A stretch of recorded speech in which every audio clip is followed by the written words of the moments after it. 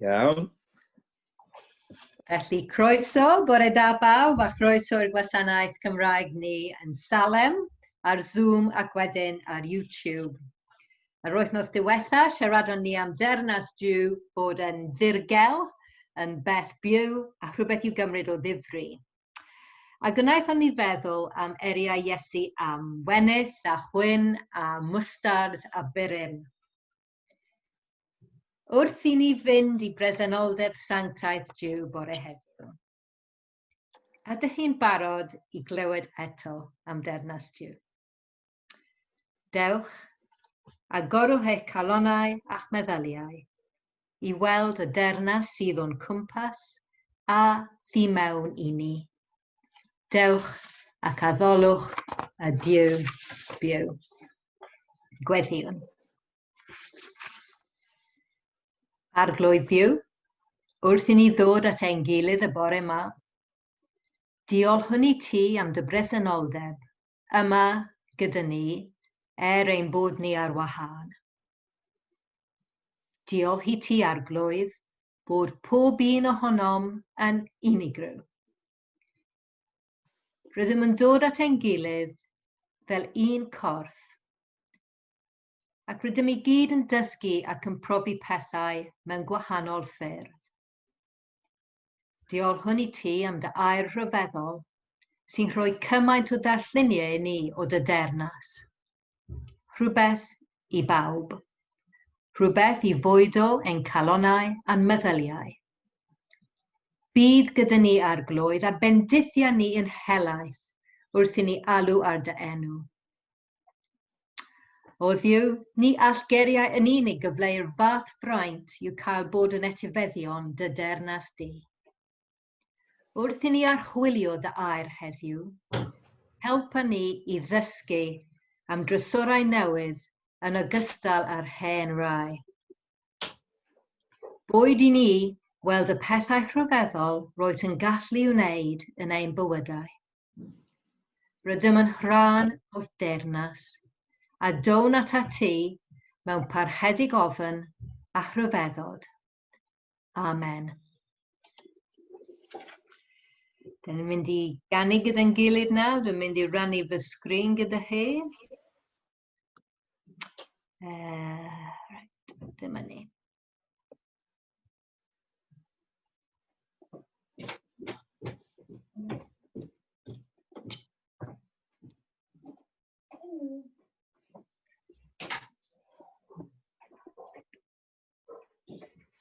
Iawn.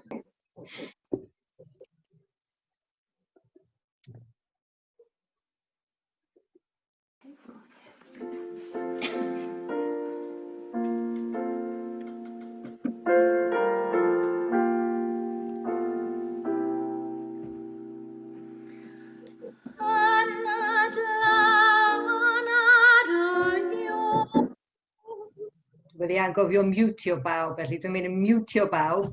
Ac wedyn ni'n gallu clywed Lynn a canu gyda Lynn. Right.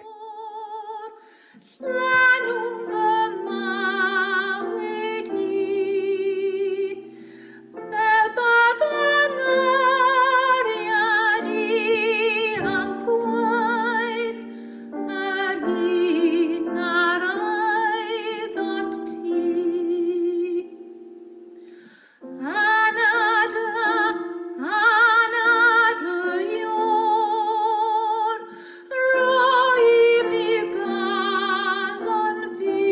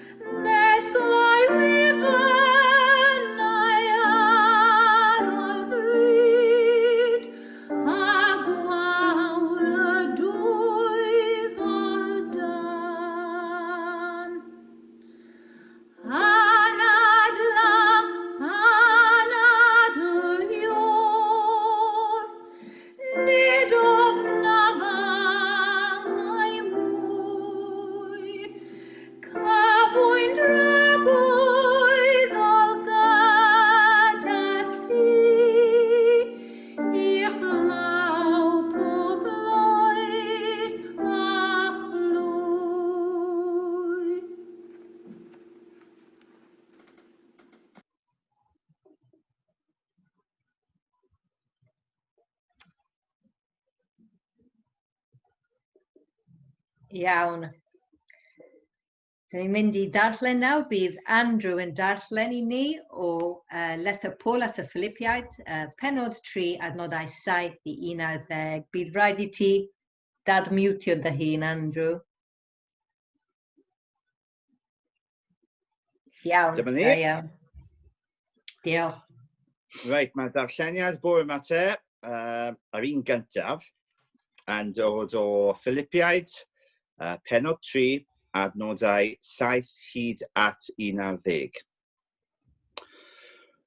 Ro'n ni'n cyfri'r pethau yna i gyd mor bwysig ar un adeg, ond o achos beth wnaeth y Meseia, dyn ni'n ddau ddim bellach. Does dim byd mwy gwerthfawr bellach na'r fraint aruthrol o gael nabod fy arglwydd y Meseia Iesu. Dwi'n gallu byw heb y pethau eraill i gyd, cyn belled y mod i'n cael y Meseia. Sbwriel ydy'r cwbl o'i gymharu â chael perthyn i'r Meseia. Bellach, dwi ddim yn honni bod mewn perthynas iawn gyda Duw ar sail beth dwi wedi llwyddo i'w wneud. Hynny yw, i ryddhau i'r gyfraith Iddewig. Yr unig beth sy'n cyfri bellach ydy fod Iesu y Meseia wedi bod yn ffyddlon. Mae perthynas iawn gyda Duw yn rhodd i ni sy'n credu ynddo. Bellach, yr unig beth dwi eisiau ydy dod i nabod y Meseia Iesu yn well, drwy brofi y pŵer hwnnw wnaeth ei godi yn ôl yn fyw ar ôl iddo farw, a gallu dioddef fel y gwnaeth ef, hyd yn oed os bydd hynny'n golygu marw drosto. Bydda innau wedyn yn cael rhannu'r profiad o godi yn ôl yn fyw ar ôl i mi farw. Diolch, Andrew. Diolch yn fawr. Wel, ydy hi erioed wedi colli rhywbeth mor werthfawr, rhywbeth y bydde hi wedi rhoi unrhyw beth i'w gael yn ôl. Pan oedd ein dau fab hynaf yn fach, roedd gan pob un ohonynt tedi mor annwyl. A dwi'n cofio'n glir iawn y trychineb o golli y tedi yna. Gyda Josh, aeth y tedi ar goll ym maes awyr Charles de Gaulle yn Paris. Ac yn anffodus, mae'r tedi yna dal ar goll. Ond gyda Chris, aeth ei dediau ar goll yn gardd ffrindiau ni yn Ffrainc. A dwi'n cofio pawb yn mynd allan i'r ardd yn y tywyllwch gyda torches i'w ffeindio. A dwi'n hapus i ddweud bod y tedi yna yn saff gyda ni lan loft hyd at heddiw. Wel, mae straeon fel yna yn digwydd i bob teulu ond ydyn nhw. Ac oherwydd hynny, mae'r stori plant Dogger yn hynod o boblogaidd. Os nad ydych chi'n gyfarwydd gyda'r stori, dyma'r gyfle i chi nawr o wrando arni. Ac mae'r pwynt am hynny, a bydd y stori yn helpu ni deall geriau Iesu mewn munud. Felly, dwi'n mynd i rannu fy sgrin unwaith eto, a rannu gyda chi stori Dogger. Dyma ni. Dogger, written by Shirley Hughes. Once there was a soft brown toy called Dogger. One of his ears pointed upwards and the other flopped over. His fur was worn in places because he was quite old. He belonged to Dave. Dave was very fond of Dogger. He took him everywhere. Sometimes he gave him rides in a trolley. Sometimes he pulled him along on a lead made of string like a real dog. When it was cold, he wrapped him up in a bit of blanket. Now and again, Dave's mum said that Dogger was getting much too dirty. She showed Dave how to wash him in a bowl of soapy water. Then they hung him up by his tail on the washing line to dry. Dave's baby brother, Joe, liked hard toys. He liked putting them in his mouth and biting on them because he was getting teeth. Dave's big sister, Bella, took 7 teddies to bed with her every night. She had to sleep right up against the wall to stop herself from falling out.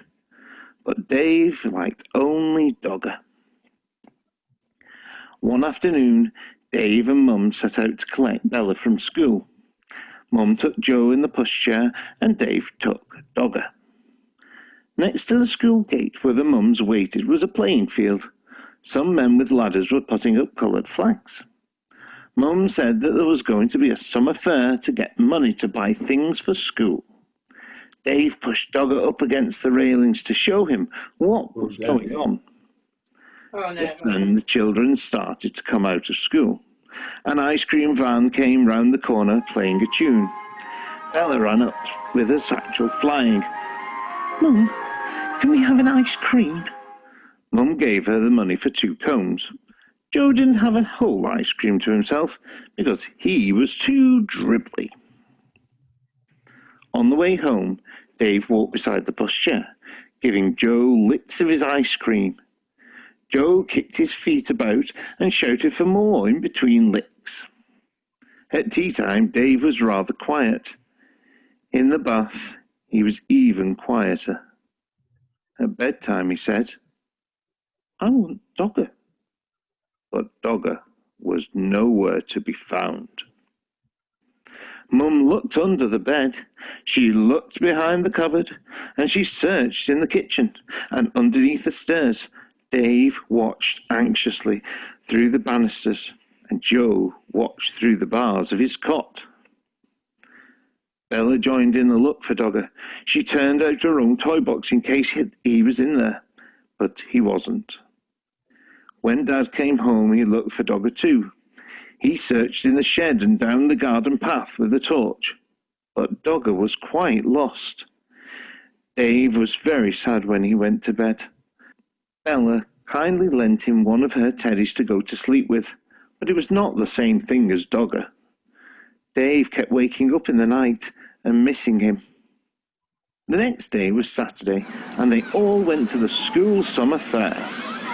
The playing field was full of stalls and sideshows. There was a fancy dress parade. Then there were sports with an egg and spoon race, a wheelbarrow race, and a father's race. Bella was very good at races. She won the 3-legged race with her friend Barbara. "Wouldn't you like to go in for a race?" they asked Dave. But Dave didn't feel like racing. Dave was missing Dogger too much. Then, another very exciting thing happened to Bella. She won first prize in a raffle. It was a huge yellow teddy bear wearing a beautiful blue silk bow. He was almost as big as Dave. Dave didn't like that teddy at all. At that moment, he didn't like Bella much either, because she kept on winning things. He went off on his own to look at the stalls. One lady had a toy stall full of knitted ducks and cars and baby dolls in bonnets. And there, at the very back of the stall, behind a lot of other toys, was Dogger. He was wearing a ticket saying 5p. There were a lot of people around the stall. Dave tried to explain to the lady that it was his Dogger who had got lost and somehow been put on the stall by mistake, but she wasn't listening. He looked in his pocket. He had 3p, but that wasn't enough. He ran to find Mum and Dad to ask them to buy Dogger back at once. Dave went everywhere in the crowd, but he couldn't see Mum and Dad. He thought he was going to cry. At last, he found Bella by the cakes. When she heard about Dogger, she and Dave ran back to the toy stall as fast as they could. But something terrible had happened. Dogger had just been bought by a little girl. She was already walking off with him. Dave began to cry. Bella ran after her and tried to explain that the Dogger really belonged to Dave, and could they please buy him back? But the little girl said no. She said that she had bought Dogger with her own money, and she wanted him. She held on to him very tightly. Dave cried and cried, and the little girl started to cry too. Out of the corner of her eye, she caught sight of Bella's big yellow teddy. She stopped crying and put out her hand to stroke his beautiful blue silk bow. Then Bella did something very kind. Would you swap this teddy for my brother's dog then? She asked. Right away the little girl stopped crying and began to smile. She held out Dogger to Dave, took the big teddy instead, and went off with him in her arms. Then Dave smiled too. He hugged Dogger and he hugged Bella round the waist. Thank you, Bella, he said. Dyma ni. Yn y stori yma, mae teulu Dave yn barod i wneud unrhyw beth mwyn I Dave gael Dogger yn ôl. Ac mae Iesu yn adrodd 2 stori eitha tebyg yn ein darlleniad â ni heddiw, ac bydd Andrew yn darllen nawr o'r Efengyl Matthew. Diolch, Andrew.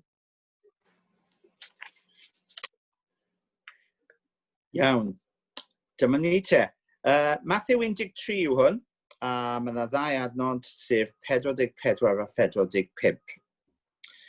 Mae teyrniasiad yr un nefol fel trysor wedi guddio mewn cae. Dyma rhywun yn ei ffeindio ac yna yn ei guddio eto.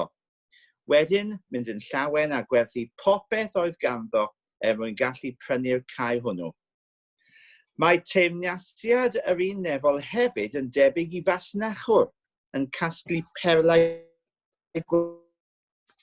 werthfawr. Ar ôl dod hyd I 1 perl arbennig o werthfawr, mae'n mynd I ffwrdd ac yn gwerthu'r cwbl sydd ganddo mwyn gallu prynu'r 1 perl hwnnw. Diolch. Diolch, Andrew. Wythnos diwetha, roeddwn ni'n sôn am dernas Duw. Am y ffaith bod ternas Duw yn rhywbeth dirgel, rhywbeth sy'n tyfu, a rhywbeth y dylwn ni ei cymryd o difri. A gwelwn ni bod Iesu'n defnyddio pethau cyffredin fel burym a chwyn a gwenith a mwstard I helpu ni deall rhywbeth anghyffredin, rhywbeth newydd, ternas Duw. Ac yn ein darlleniad heddiw, mae'r un peth yn digwydd. Mae Iesu'n helpu ni deall ternas Duw gan sôn am y profiad cyffredin o garu rhywbeth cymaint ein bod ni'n barod I roi popeth sydd gennym I gael gafael yn ddi, fel Dave a Dogger. Mae Iesu'n adrodd 2 stori, pob un o'r 2 gyda'r un neges. Yn y stori gyntaf, mae rhywun yn dod o hyd I drysor wedi guddio mewn cae. Ond doedd y cae ddim yn perthyn iddo, felly cuddiodd y trysor unwaith eto ac aeth yn llawen a gwerthu popeth oedd ganddo mwyn gallu prynu'r cae hwnnw. Ac yn yr ail stori, mae'r masnachwr sy'n cysgu perlau yn dod o hyd I berl arbennig, ac unwaith eto yn mynd ac yn gwerthu cwbl sydd ganddo mwyn prynu'r perl arbennig o werth fawr. Beth yw ystyr y stori yma? Beth mae'r trysor a'r perl yn ei cynrychioli? Wel, dwi'n darllen y stori yna mewn 2 ffordd. Yn y ffordd gyntaf, y trysor a'r perl, y peth mor werthfawr ydy chi a fi. Y masnachwr a'r person sy'n palu yn y cae ydy Duw. Ac mae Duw yn barod I roi bopeth fy mwyn I ac eich mwyn a'i chwi. Hyd yn oed ei fywyd ar y groes. Dydy'r stori yma ddim y tro cyntaf I Iesu ddefnyddio llun fel hyn I ddangos I ni cymaint y mae Duw yn ein caru ni. Yr enghraifft yn Efengyl Luc, pennod 15, mae Iesu'n adrodd 2 dameg, yr un ar ôl y llall, o rhywbeth sydd ar goll. Mae yna stori am ddafad sy'n mynd ar goll. Ac bod 99 dafad arall gyda'r bugail, mae'n gadael y 99 ar y tir agored ac yn mynd I chwilio am y ddafad aeth ar goll nes dod o hyd iddi. A pan mae'n dod o hyd iddi, mae mor llawen. Ac mae yna stori hefyd am wraig gyda 10 darn arian sy'n colli un ohonynt. Mae hi'n cynnal lamp ac yn mynd ati I lanhau y tŷ I gyd a chwilio mhob twll a chornel am y darn arian nes iddi ddod o hyd iddo. A pan mae'n dod o hyd iddo, mae'n galw ei ffrindiau a chymdogio o'n draw ac yn dweud wrthyn nhw, dewch I ddathlu, dwi wedi dod o hyd i'r darn arian oedd wedi mynd ar goll. A meddai Iesu wir I hi, Dyna sut mae Duw yn dallu o flaen ei angylion pan mae un pehadur yn troi ato. Ac yn yr un benod o Lug, mae yna stori o fab sy'n mynd ar goll, a'i dad sy'n aros dydd ar ôl dydd iddo fe ddod yn ôl, ac yn trefnu parti enfawr i dallu pan ddaw ei fab adre oedd o'r diwedd. Felly, does dim dwywaith amdani. Chi a fi, ni ydym y trysor yn y cae, ni ydym y perl gwerthfawr. Môr gwerthfawr iddi roi y peth oedd mwy a gwerthfawr ganddo mwyn ein cael ni yn ôl, ei fab. A dyn ni'n gwybod bod Ioan yn dweud yr un peth yn ei efengol. Mae'n dweud, do, carodd Duw y byd gymaint, nes iddo roi ei unig fab. Mwyn i bob un sy'n credu ynddo beidio mynd a ddistryw, ond cael bywyd tragweddol. Sut ydych chi'n teimlo pan ydych chi'n clywed eich bod hi'n drysor, eich bod hi'n y perl gwerthfawr i Dduw tybed? Ydy hyn yn newid un rhywbeth i chi? Nawr, dywedais i'n gynt bod dwy ffordd y dehongli straeon Iesu am y trysor yn y cae a'r perl gwerthfawr. Yn y dehongliad cyntaf, ni yw'r peth gwerthfawr. Beth am yr ail dehongliad? Wel, yn yr ail dehongliad, y trysor, y perl, y peth amhrisiadwy, ydy ein perthynas ni gyda Duw. Chi a fi rydyn ni wedi cael ein creu mwyn bod mewn perthynas â Duw. Fel mae dywynyddion wedi bod yn dweud ers dechrau'r cyfnod Cristnogol, mae yna dwll yn ein calonnau ni, sy'n gallu cael ei lenwi gan neb na dim byd arall heblaw Duw ei hun. Mae'r Beibl yn defnyddio sawl gair i ddisgrifio'r berthynas yma. Weithiau mae'n sôn am dernas y nefoedd fel yn y darlleniad yma. Weithiau mae'n sôn am fywyd tragweddol neu ffynhonnau o ddŵr byw. Weithiau mae'n sôn am y perthynas rhyngom a Duw fel cael ei mabwysiadu i mewn teulu Duw fel plant annwyl. Weithiau mae'n dweud ein bod ni wedi cael ein gwahodd i oel anhygoel, pryd o fwyd arbennig dros ben. Weithiau mae'r Beibl yn disgrifio derbyn y perthynas gyda Duw fel ail eni, neu hyd yn oed cael ein rhyddhau oddi wrth caethwaisiaeth trwy talu prydwerth. Ond mae un peth yn glir. Mae'r berthynas hon gyda Duw mor werthfawr, ei bod hi'n werth cael gwared o bopeth sydd gennym, mwyn cael gafael anddi. Ac yn y darlleniad, y darllenod Andrew, oddi wrth letho Paul at y Philippiaid yn adnod 8, dyn ni'n darllen, does dim byd mwy gwerthfawr bellach na'r fraint aruthrol o gael nabod fy arglwydd, y Meseia Iesu. Dwi'n gallu byw heb y pethau eraill i gyd, cyn belled a mod i'n cael y Meseia. Sbwriel ydy'r cwbl o'i gymharu a chael perthyn i'r Meseia. Felly mae Paul yn disgrifio iaith gryf iawn am ei disgrifio popeth arall. Sbwriel ydy'r cwbl o'i gymharu a chael perthyn i'r Meseia. Ac mae'r berthynas hon gyda Duw ar gael i bawb trwy Iesu Grist. Dydyn ni ddim yn gallu ei haeddu neu brynu gan byhafio'n iawn. Mae rhaid i ni ei derbyn fel rhodd. Ond dyma'r paradox ar galon yr efengol. Mwyn derbyn y rhodd yma, mae rhaid i ni gael gwared o bopeth arall. Dywedodd y bardd T.S. Eliot, it's a condition of complete simplicity, costing no less than everything. Fel y dyn sy'n dod o hyd i drysor yn y cae, mae'n werthwael i ni werthu popeth sydd gennym mwyn cael gafael yn drysor ternas Duw. Dydy hyn ddim yn golygu y mae rhaid i bob Cristion werthu popeth a byw heb dŷ neu gar neu dim byd, bod rhai Cristnogion wedi gwneud hyn trwy'r flynyddoedd. Dydy hyn ddim yn golygu hynny. Ond mae yn golygu y dylai ein perthynas gyda Duw fod y peth pwysica yn ein bywydau ni. Ac os dyn ni'n ymwybodol bod rhywbeth yn ein bywydau ni sy'n fwy bwysig na fe, neu rhywbeth sy'n ein gwahanu oddi wrtho, fel rhyw fath o bechod o'r enghraifft, mae'n darlleniad ni heddiw neu'n hatgoffa. Mae'n werth weil i ni gael gwared o bopeth sy'n ein rhwystro gan fyw mewn cariad Duw.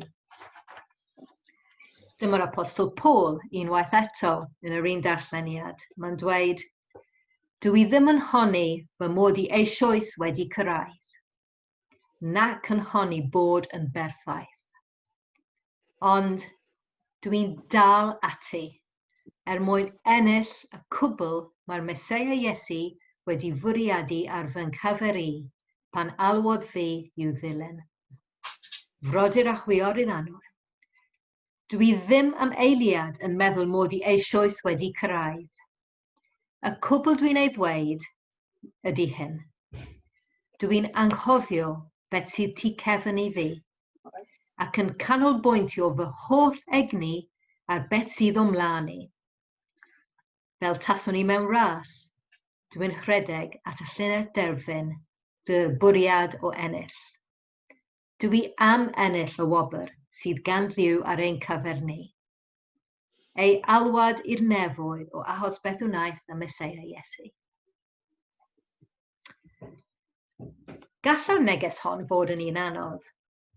Mae yn anodd i ollwng gafael ar y pethau sy'n bwysig i ni, pethau sy'n rhoi teimlad o ddiogelwch neu hyd yn oed pleser i ni. Ond, dyn ni wedi cael ein creu mwyn bod yn berthynas â Duw. Ac yn y pen draw, dydy dim byd yn gallu bodloni ein chwantau ni heb Dduw ei hun. A'r gwirionedd yw, os dyn ni'n fodlon i roi'r gorau i bethau mwyn blaenoriaethau ein perthynas â Duw, rydyn ni'n ennill cymaint mwy na rydym yn ei golli. Mae un o'm hoff adnoddau yn letter Paul at y Rhufeiniad penod 8 yn dweud, os yw Duw trosom, pwy sydd yn ein herbyn? Nid arbedodd Duw ei fab ei hun, ond ei draddodi farwolaeth trosom ni oll. Ac os rhoddodd ei fab, sut y gall beidio a rhoi pob peth i ni gyda gef? Mae Duw wedi rhoi ei unig fab ein mwyn ni. Ni yw trysor gwerthfawr Duw. Ac oherwydd ei fod yn ein caru ni cymaint, meddai Paul, yn ogystal â'r fab, mae Duw yn rhoi popeth arall i ni hefyd. Ydych chi'n gweld, dydyn ni ddim yn colli dim byd gan bod yn barod i ollwng gafael ar popeth, achos mae Duw eisiau rhoi pob peth i ni. Unwaith eto yn darlleniad Paul oddi wrth y Philippiaid, clywon ni, nid fy mod eisoes wedi cael hyn, neu fy mod eisoes yn berffaith, ond yr oedd yn prysuro ymlaen, mwyn meddiannu yr peth hwnnw y cefais unau ei fwyn fy meddiannu gan Crist Iesu. Mae'r gair yna, meddiannu, yn gyfieithiad o'r gair Groeg sy'n golygu dal gafael yn rhywun. Mae Iesu wedi dal gafael ynddo i ac annoch chi. Fydd e byth yn ein colli ni, byth yn ein gadael ni fynd, byth yn cefnu arno. Ni yw'r perl amhrisiadwy. Rydym yn saff yn ei gofleidiad e. Ac oherwydd hynny, oherwydd ein bod ni mor werthfawr i Dduw, dyn ni'n prysuro ymlaen i gael gafael ein hunan ar y trysor mawr o fod mewn perthynas â Duw.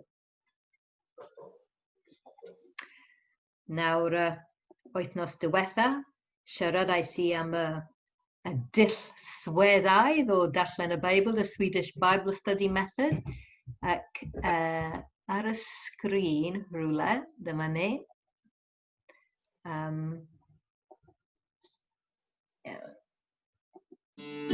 Oops, there we go. Just i atgofio cwestiynau dych chi'n gallu gofyn am y darlleniad, beth ydyn ni'n dysgu am Dduw, Beth ydyn ni'n dysgu amdano ni ein hunan? Oes rhywbeth dyn ni ddim yn ei deall yn y darlleniad? Oes rhywbeth ydyn ni wedi deall am y tro cyntaf?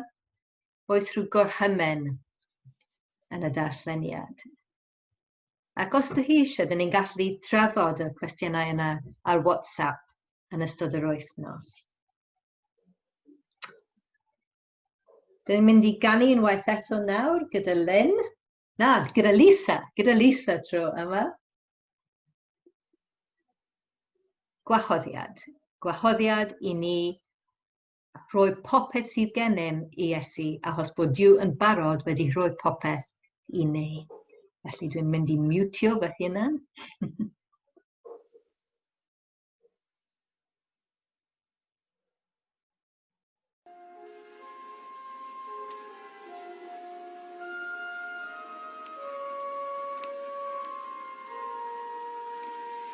Mi glaw ar daner lais yn galw arna fi i ddod a golchi mai ai gyd yn afon Calfari.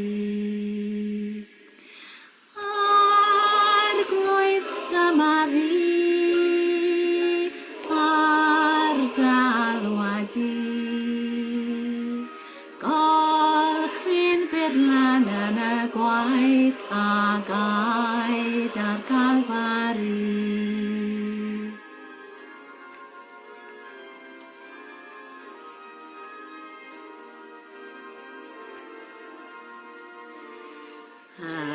Iesu sy'n fy ngwadd i dderbyn gadau saint, i phobaeth cariad pur a hyn a phob ringweddol braint. Arglwydd dyma fi ar dalwadi. Golch fi'n byrlan yn y gwaed a gaed ar Calfari.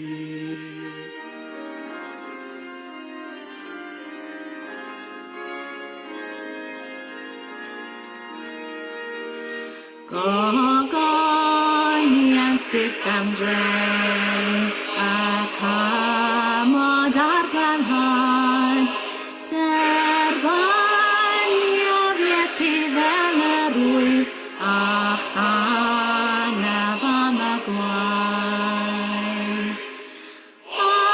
Arglwydd dyma fi ar dalwadi.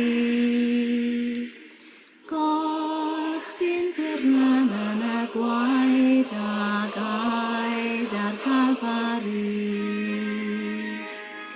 Amen. Amen. Amen.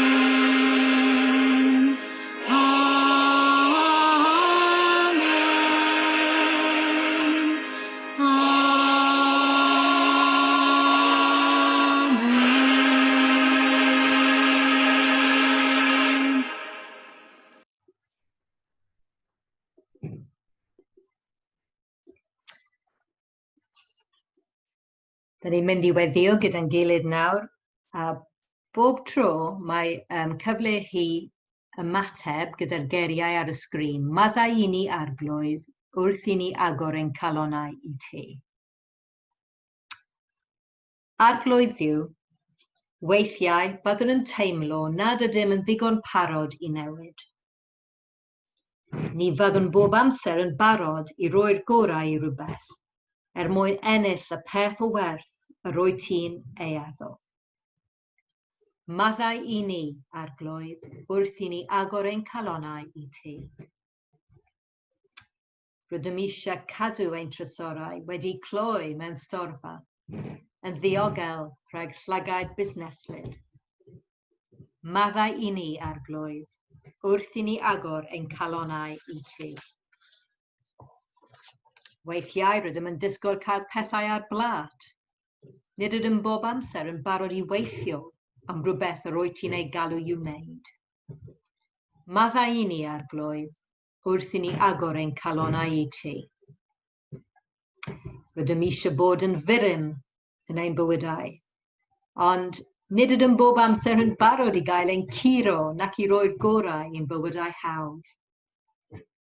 Maddau i ni arglwydd wrth i ni agor ein calonau i ti. Weithiau byddwn yn tynnu ein llygaid oddi wrth arna ti, ac yn teimlo ein bod ni ar goll. Tyrda ni yn ôl arglwydd os gweli di'n dda. Maddau i ni arglwydd, wrth i ni agor ein calonau i ti. Amen. Arglwydd rhyfeddol a nerthol. Rydym bob amser yn ddiolchgar am yr holl roddion yr wyt ti'n ei rhoi i ni, am lygaid i weld, am glistiau i glywed, am ymenydd i ddeall, ac am galon i garu. Molwn di arglwydd. Arglwydd cymerais gymaint o ofal i ddisgrifio dy dernas mewn ffyrdd y gallai pawb ei deall. Gweddiwn heddiw y byddai'n rhoi i ni y ddawn i wneud ein hunan yn hawdd i ddod atom. Cadw ni, rhag bod yn faint trymgwydd i'r rhai sy'n dy geisio di. Rhag defnyddio iaith sy'n gwneud i bobl bendroni. Rhag gweithredoedd sy'n achosi dryswch. Rhag unrhyw beth sy'n cadw ar wahân i'r bobl sydd o'n cwmpas. Arglwydd weddiwn nawr dros y bobl ydyn ni'n ei caru nhw, a'r bobl sy'n teimlo yn unig, neu yn sâl, neu yn drist y bore yma. Gweddiwn yn arbennig dros Angharad a'i mam yn ysbyty. A dyn ni'n gofyn i ti i fod yn agos iawn i'r ddwy ohonynt.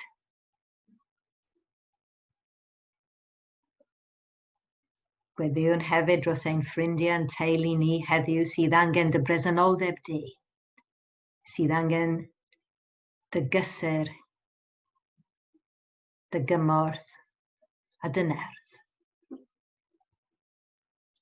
A gweddiwn gyda'n gilydd yn defnyddio y geiriau mae Iesu wedi dysgu i ni gan ddweud, ein tad, yr hwnnwyt yn y nefoedd, sancteiddir dy enw, deled dy dernas, gwneud y wythlus, megis yn y nef, felly ar y ddau ar hefyd. Dy roi ni heddiw ein barabeinyddiol, a maddau i ni ein dyledion, fel y maddau ninnau ein dyledwyr. Ac nac arwain ni brofedigaeth, eith ar gwared ni rhag drwg. Canis aiddo ti yw'r dernas, a'r nerth, a'r gogoniant, yn oes oes oedd.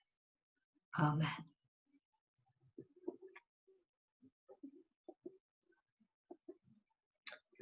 Nawr, mae rhywbeth arbennig wedi digwydd yn gardd y capel ddoe, felly dwi'n mynd i ddangos fideo fer i chi.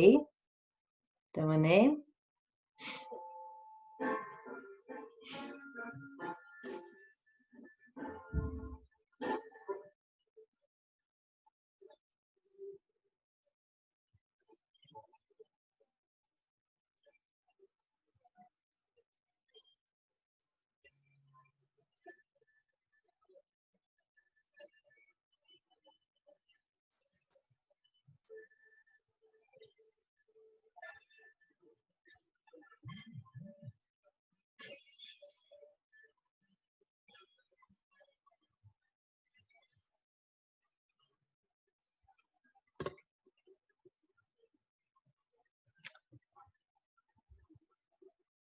Ydy ti wedi gweld y fideo? Right. Dwi'n mynd i trio unwaith eto. Hang on a minute.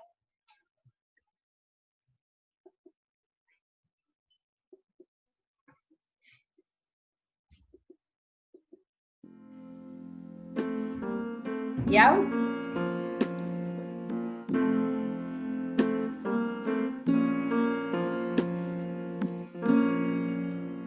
Just a perfect day. Drink sangria in the park. And then later, when it gets dark, we go home.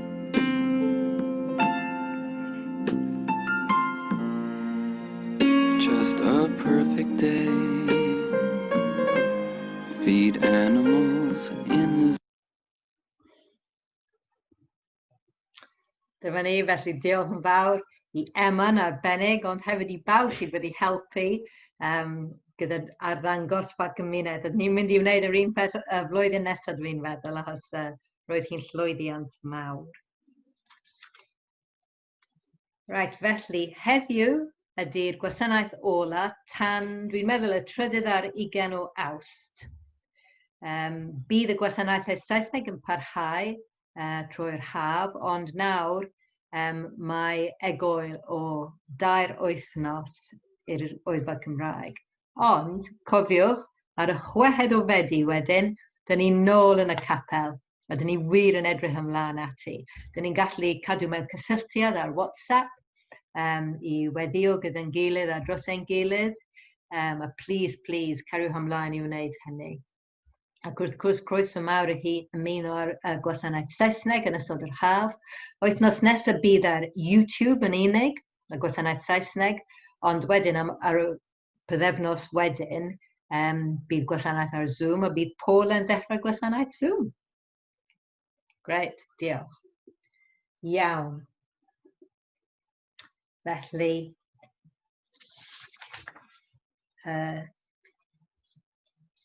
ni'n mynd i orffen gyda bendith. Ni'n gallu ganu gyda'n gilydd yn mynd i mutio fy hun yn